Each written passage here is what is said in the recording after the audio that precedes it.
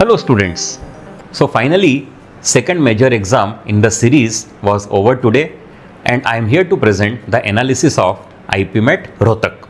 So we'll discuss about the entire selection procedure and then we'll analyze each and every section and finally we will discuss about the overall expected cutoff.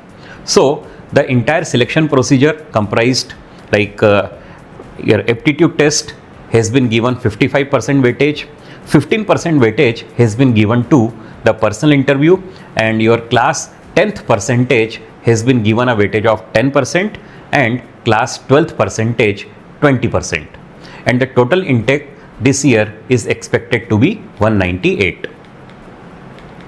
Please note the important dates. Your result of the written exam will be declared in the last week of May. You will be called for a personal interview in second week of June and the final selection list will be there in the second week of July and the session begins somewhere in the first week of August. Now let us discuss exam pattern. So as you all are aware that there were three sections: quantitative ability, logical reasoning and verbal ability.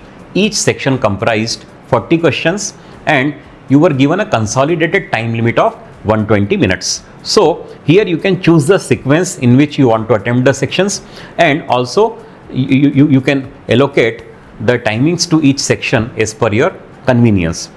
And the marking pattern was +4 and -1. An ideal strategy for IPMAT Rohtak exam could be like you could have started with verbal ability section and 25 to 30 minutes are more than enough. Then logical reasoning to be solved in around 40 minutes and then quantitative ability 40 to 45 minutes. Surprisingly, this year this happens for the first time that many of the students reported that they were able to finish the entire paper in somewhere 90 to 100 minutes. So timing was not a constraint. Now let us discuss the test section by section. So quantitative ability, which was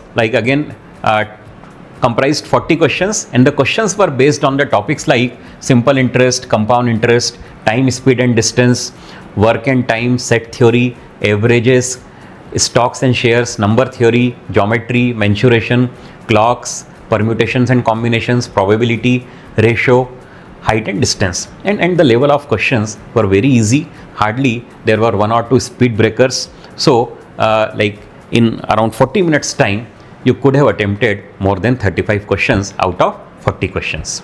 If I talk about logical reasoning sections, then questions were based on linear arrangement, direction based questions, blood relations, number series, coding, decoding, syllogism, calendars, clocks, set theory, cube cutting, and in LR section also there were few questions based on inequalities and set theory, and also critical reasoning like statement and assumption. And as the level was easy, so an ideal attempt should be around 36.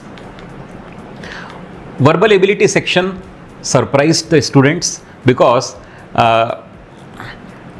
few questions were based on general knowledge, number series and coding decoding, which is usually not the part of verbal ability section. The other areas that were tested: reading comprehension, parajumble with options, idioms, vocabulary including antonyms, synonym, confusing words, and there were questions based on critical reasoning. Grammar comprised error finding, direct, indirect, active, passive, sentence improvement questions, spelling based questions, and as I told you that few questions were based on GK, number series and coding decoding. Again, the level was easy, so one could have attempted more than 36 questions in this section.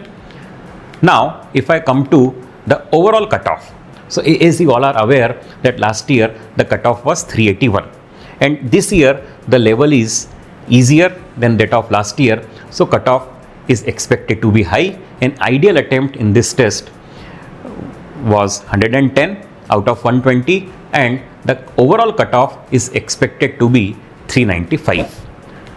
So I wish you all the best for the forthcoming examinations.